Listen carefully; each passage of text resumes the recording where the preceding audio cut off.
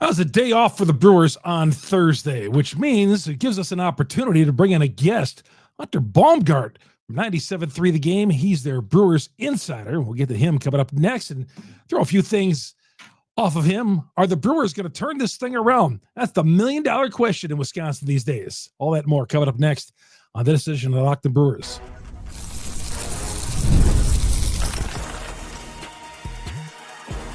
You are Locked On Brewers, your daily Milwaukee Brewers podcast. Part of the Locked On Podcast Network, your team every day. Good to have you along here on a late Thursday night or early Friday morning. Side note, good to be with you after surviving the tornado in Mayville tonight. Yeah, it was a scary thing. If you're watching Channel 4 News on a Thursday night, you'll see my face on there. All right, but we're going to talk Brewers here for the next 25 minutes. And talking Brewers we will, because the Brewers right now, into an off day, they're 21-23. Could be worse, could be better, I suppose. Injuries, not hitting. Pitching, I think, is doing fantastic. We'll find out more. Hunter Baumgardt is going to join us here in a second. Our show is brought to you by Gametime. The Gametime, Gametime is such a great place to go get tickets. I get my Sunday tickets there.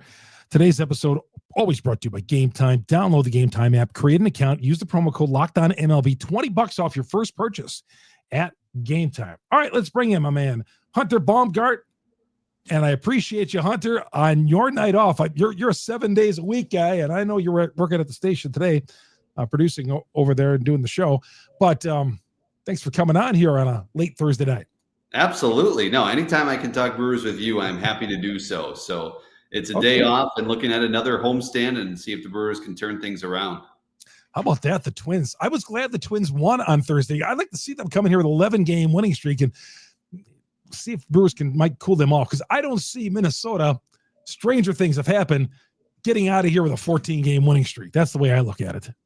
Well, that's exactly it. Like the regression to the mean, as you would say, like they're bound to lose at some point, and I'd rather it not been, yesterday, right, or today, or whatever it happens to be. Like I just come in with that winning streak, and you could say, "Oh, but you don't want to play the Twins because they're red hot right now." Well, the other side of that is they're bound to lose at some point. That's how baseball works. So I would think that that'll hopefully happen for the Brewers. The Brewers coming off a win, a feel-good win too. That team needed that win on Wednesday afternoon. They needed the 9-run output really more than anything. Yeah, I think I used that term the other night, regression to the mean. Either I said it or I stole it from Tim Allen. One of the two. Yes. He frequently uses it. I know Drew Olson uses it a bunch too.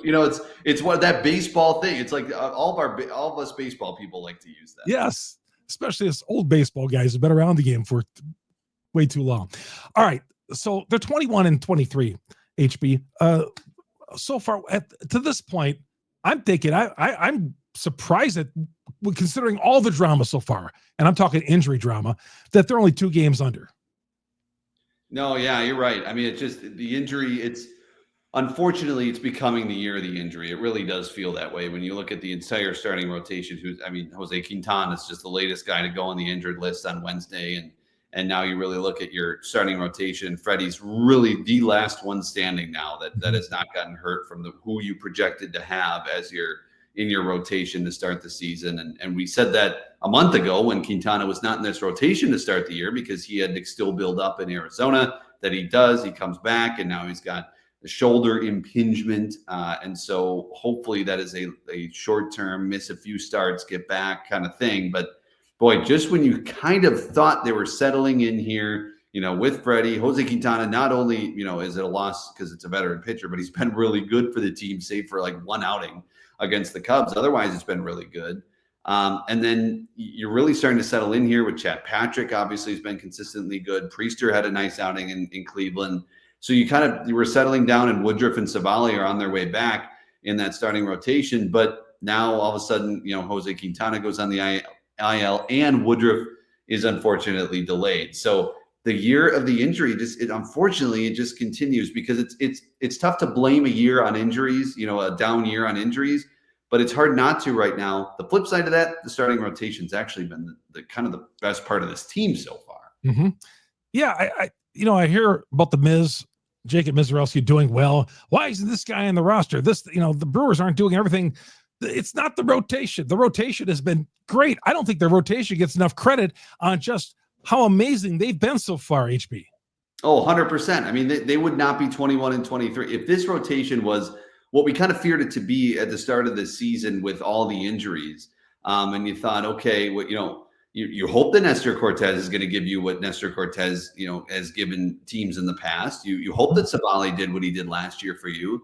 But you didn't necessarily know. And then there were some obviously questions. Elvin Rodriguez was starting at the time. Tyler Alexander was starting at the time. You didn't know what you were going to get out of Chad Patrick. Of course, internationally pitcher of the year last year, really good with ERA and everything like that. But does that transfer to the majors?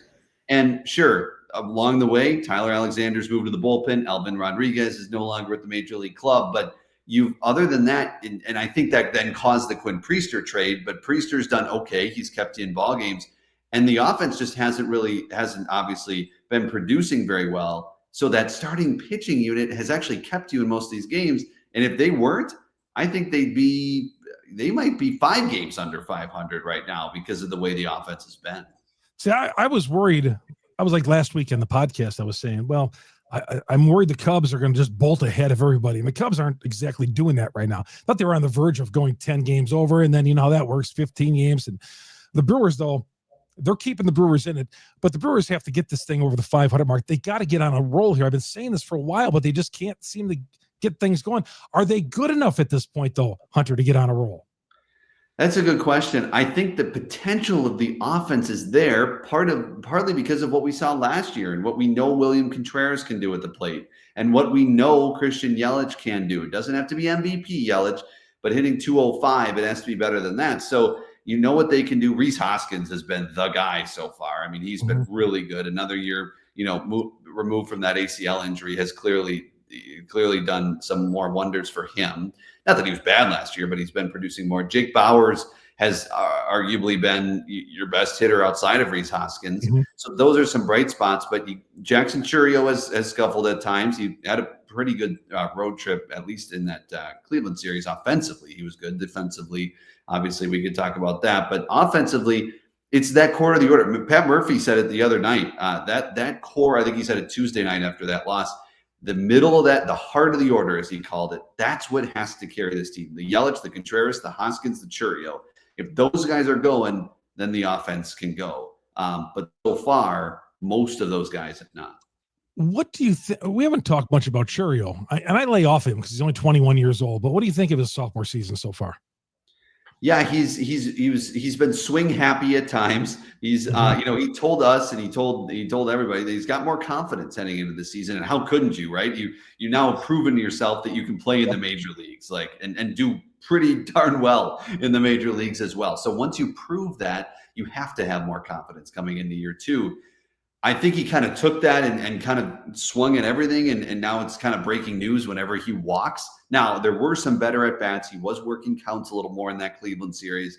I think that's the next evolution to his game is being able to be a little more patient at the plate, wait for your pitch, and then demolish it, because we know he has the power. I mean, right now, he is tied for the team lead with 7 home runs with Christian Yelich. He's got a .258 average, which isn't terrible. You would like to maybe to be a little bit better, and then he's got the stolen bases and he's still got the speed and everything like that. So he's got the 8 stolen bases, but look, 4 walks on the season. That's the thing. You look at a guy like Christian Yelich, he's got 20. So just bring those walks up. And that's what I think is almost like that last part of his game, because you want that guy on base as much as you can, especially when he's a lot of the times your leadoff hitter. You want him to be on base for those guys behind him. Oh, sure. And I think the walk is sometimes overlooked, or just getting on base. The on-base percentage is huge, yes. And getting on base is so important. Yeah, it's one thing to hit 300, but if you never walk, you're not getting on base as much. Totally. It's his batting average 258, his on base is 276. So it's usually that's a significant jump between one to the next, but it's not. You look at a guy, like Christian Yelich, 205, but his on base is 298. So that's where you'd love Chourio to get to. He's hitting 258. You love that on base to be in the 360s because he's getting on base more times. And just like I said, setting up for the rest of the guys to then drive him in. HB, hang on a second. I got to take my first break. Chuck Freeman, along with Hunter Baumgardt, taking some time off of his Well, it's a busy schedule. The guys at it 7 days a week out at the ballpark. And for 97.3 The Game, this is Chuck Freeman. Locked On Brewers, part of Locked On Podcast Network. We are your team every day. And we come back. Those power numbers, man, the slugging percentage of the Milwaukee Brewers is headed toward a franchise low. We'll get to see what Hunter thinks about that. Coming up next here on Locked On Brewers. Gametime, the Gametime app. Have you ever decided at the last second, hey, I want to go to the ball game? Let's see if I can get some tickets. Well, Gametime is perfect for that because inside of like that final hour, I can tell you from experience, those ticket prices calm down. You can grab those tickets. They just plummet as they get toward game time. And that's where you take advantage of it at Gametime. Gametime makes buying tickets fast, simple, easy. Prices on the app actually drop closer to the first pitch. You don't have to worry about anything, really. Just go onto the app, punch where you want to sit. It'll show you exactly where you're going to sit. You're going to get the view of the whole field. It's a beautiful thing. Gametime's the official ticketing partner of Locked On MLB, making it easy to browse the app and for every exciting game. Let's say you want to go down to Wrigley and see the Brewers play. Maybe you're going to make a road trip this summer, go to St. Louis or wherever, and you want to go see the Brewers play. Check out Gametime. And again, a hint from me. Again, once you get the game time on once you get the game day on Gametime, those prices start dropping. So take the guesswork out of buying tickets. Use the promo code LOCKEDONMLB, $20 off your first purchase. You're going to pay $70. Now you'll pay $50. Use LOCKEDONMLB for your promo account. Redeem the code LOCKEDONMLB, LOCKEDONMLB, $20. Download the Gametime app today. Last minute tickets, lowest price guaranteed with Gametime. Chuck Freeman here on Locked On Brewers. By the way, our podcast, we're here every day. You get it on Google, Spotify, Apple, wherever you download your audio podcast. We're on all the audio platforms out there. The #1 Brewers podcast on the internet because you great Brewer fans out there. And if you haven't checked us out on our growing YouTube page, we're nearing 5,000 subscribers. Hit us up at YouTube. Search Locked On Brewers on YouTube. Hit the subscribe button. Hit the bell. And that'll get you to Locked On Brewers. So you can see two handsome guys like me and Hunter Baumgardt talking Brewers baseball with you. And every once in a while, we get him on as a guest when he finds a time in his schedule. HB, this offense, we talked about it, but the power numbers, I thought going into this season, we'd have some problems hitting some home runs. Oh, yeah. Yeah. I mean, when you lose Willie Adames, who had 114 RBI and over 30 home runs, you're going to try to replace that. It was going to be replaced by committee. You knew Joey Ortiz was not that kind of hitter. Mm-hmm. Unfortunately, he's been a little worse than what you thought even coming into the season. But you just have not been able to make that up. They're 27th in baseball right now in slugging percentage at .355. Only the Rockies, Pirates, and White Sox are worse. So you're in some of those teams. We all know the type of seasons those three teams are having. So they just have not had the power numbers. 37 home runs on the season so far. That's 25th in baseball. You look at a team like the Cubs, 63 home runs. So you compare that, right? And you say 37, I mean, that's 26 more home runs. And that's just a lot more production when it comes to the offense. And so I think it's going to be key that guys like, and Yelich and Churio both have 7 home runs and they're the leaders right now. But Contreras got to hit it out of the park more. I know he did in that Tampa series. So did Christian Yelich. You need Yelich to hit it out of the park more. Jackson even too. Reese too. Like Reese is hitting 292. But you'd like to see him and to be honest, because of his 7 doubles right now, he has 5 homers. But because of those 7 doubles, his slugging is 462. So that's top of the team right now. But you would like to see more than those 5 home runs as well. I know he hit one the other day in Cleveland. So you want those guys to get on base, and have those extra base hits and those homers. That's really going to help the offense. I'm loving that Hoskins is coming up with a 12 RBI base hits. He's done that so many times this year. But the 5 home runs, and I thought after he was bombing them out in spring training, not that should be a factor, but I thought at this point, honestly, HB, he'd hit 30 to 35. He still may. Who knows? He needs to go on a tear here. But I thought certainly if you would have told me at 5 home runs the weekend before Memorial Day weekend, I'd say, what? No. Yeah, totally. Yeah. And he hit I think it was like 26 last year. Mm-hmm. So, you'd like to get him more than that. I think a lot of people would project and hope that he could get more than that. And like you said, he has a significant amount of way to go there. But he's and look, I don't want to rag on him much because he's been carrying. I mean, him and Jake Bauers have literally carried this offense for the couple of wins they got on the road trip. I know Yelich was a part of one, but Hoskins with a key insurance run late. He was a part of all 4 insurance runs, the other day in Cleveland to get to that 9-5 win. So the insurance runs have been big with him. And I think he's becoming more of a leader in the clubhouse as well. I really think he's starting to be the guy the guys look to. I know when Vinny Capra, who's obviously now been claimed by the White Sox today, but when he was on the team and he was asked 0 for 36, who was keeping you, who's helping you through that? Rhys Hoskins was one of the first guys he named. I think Rhys is really starting to be a guy that guys lean on in that clubhouse, especially as they go through these turbulent times. And he'll tell it to the reporters like it is. And so that's what I like about him as well. But I think you're going to see him not only be a leader in that clubhouse, but they're looking, I think fans are looking for a guy that they can connect with. I think Rhys is possibly going to be that guy this year. Yeah, I agree with you. I'd love to see him here long term. And if we're out of the race, I do not want to see him. Well, if we're out of the race, they're sure they're going to they would trade him. He would be a guy they would try to trade if by like the All-Star break we're not in this thing, which I fully expect us to be in. Yeah, me too. I think this team is too talented not to be. I think this coaching staff is too talented not to be. I am fascinated to see how they can kind of turn this around, and if they can. They've got some teams coming up in the Pirates and the Orioles who are not playing well. Obviously, the Twins have won 11 in a row, but you got to start by just winning series here. And like you said in the beginning, they've not been able to go on that long streak. That first week of the season when they came home, they had a really good homestand and they won a couple of series. And that was kind of the only time where they've been prolonged, winning streaks and prolonged being able to put together really good baseball. Hopefully Wednesday was kind of the catalyst to start that stretch coming home. Last year Murphy was free of criticism, and I see some coming this way where I don't really know why there's any criticism toward Murph. I guess if he criticized the front office, but Murph, he's just not. The breaks just aren't going their way this year, and he had nothing to do with that last year. They just had some baseball gods on their side at times, which aren't on their side this year. I mean, they've had a few interference calls against them. I mean, stuff like that never happened last year.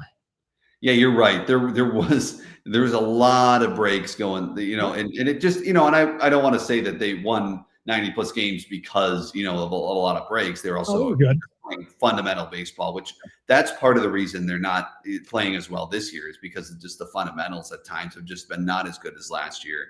I think Pat Murphy is doing all that he can. I know it's like, what do you pitch? What are you pinch hitting or this guy, or what are you throwing Daz Cameron into the 2-hole in the lineup or Isaac Collins? Like, I get that. But at the end of the day, especially the other day when Cameron was in there, you're looking for any spark. I mean, you were on that inning streak of how many, it got up to 20, I think, innings that they were shut out in a row. You're just looking for any kind of spark. So I get shuffling the lineup, a little bit there. If I had one gripe, it'd probably be play Jake Bauers every day right now because the guy's hitting like 288 and you just need any bat that is that hot in your lineup.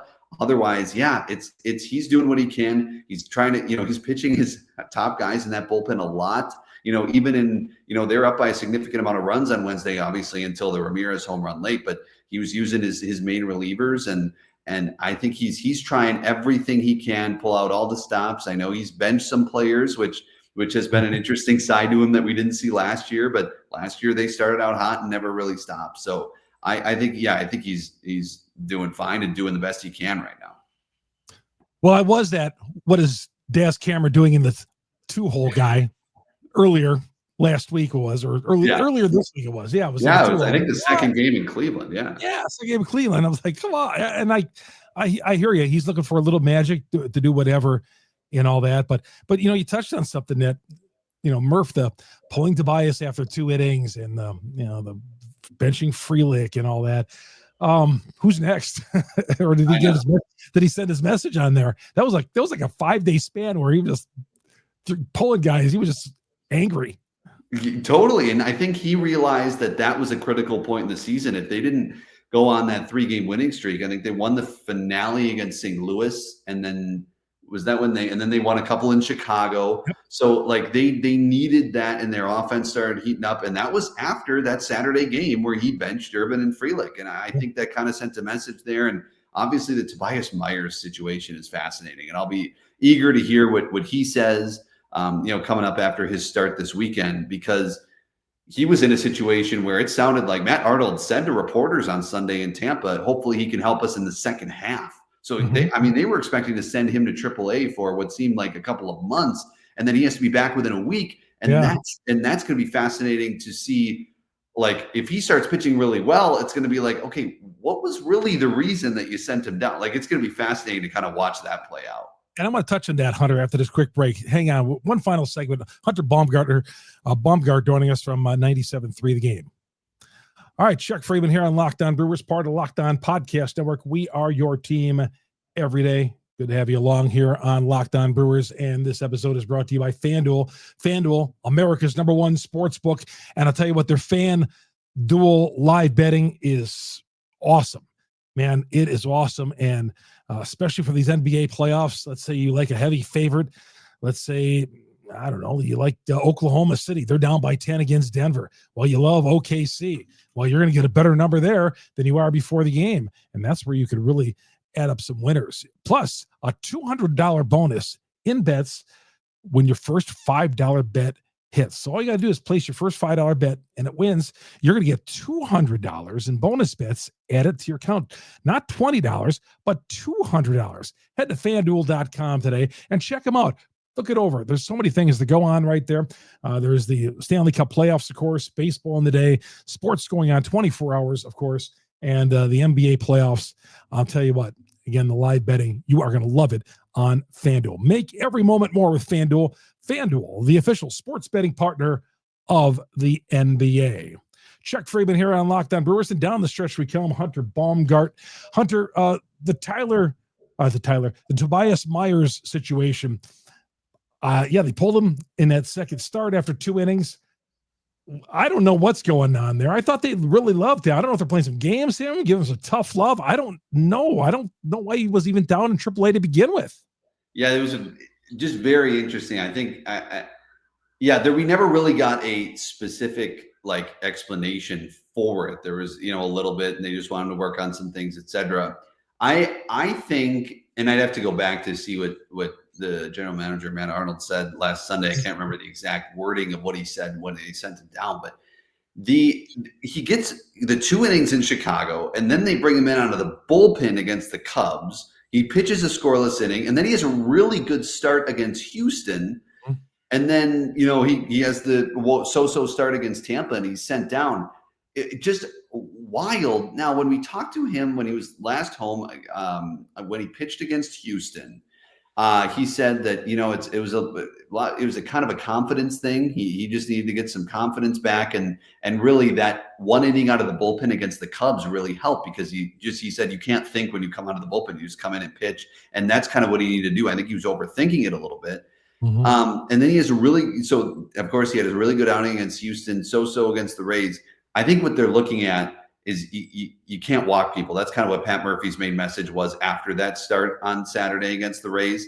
And so you look at it, he has 11 strikeouts and 10 walks. I mean, in 16 innings. And so you look at Jose Quintana, for example, 34 innings, and he's got 11 walks. So almost the same amount of walks and more than double the innings. So I think you want a guy who's not going to walk. I think really Pat Murphy and this entire team does not like the walk rate right now. And to be honest, you mentioned Jacob Mizorowski earlier. That's what's, I think, kept him in the minors for as long as it's had, because they want him to, get that control down. I think for Tobias, it's kind of the same right now, which isn't necessarily a problem we saw last year.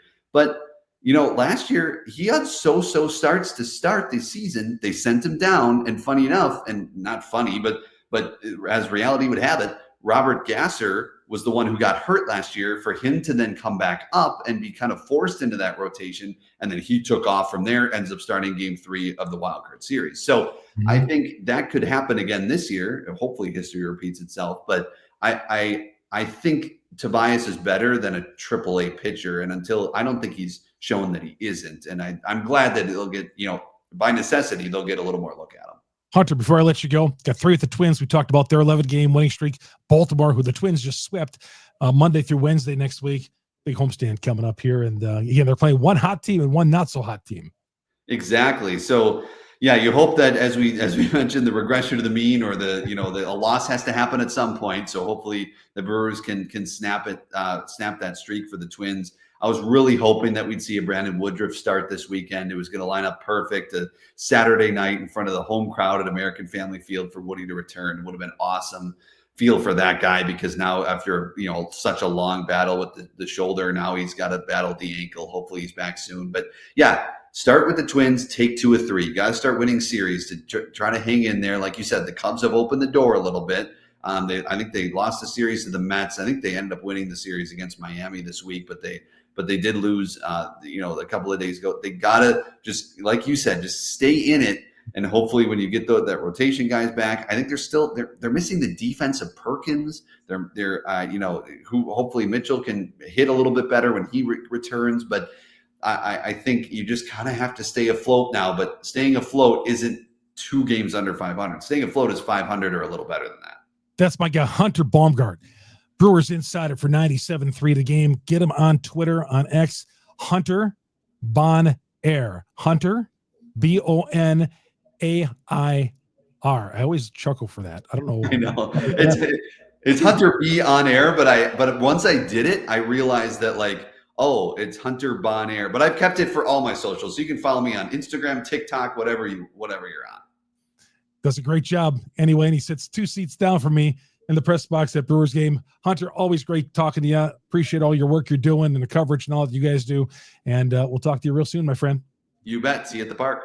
All right, that's Hunter Baumgardt, Chuck Freeman here. Locked On Brewers. Again, you get us on Google, Spotify, Apple, wherever you download your audio podcast. And, of course, our growing YouTube page. Search Locked On Brewers. Hit the subscribe button, hit the bell. That'll alert you every time we drop an episode on Locked On Brewers. Have yourself a great weekend, everybody.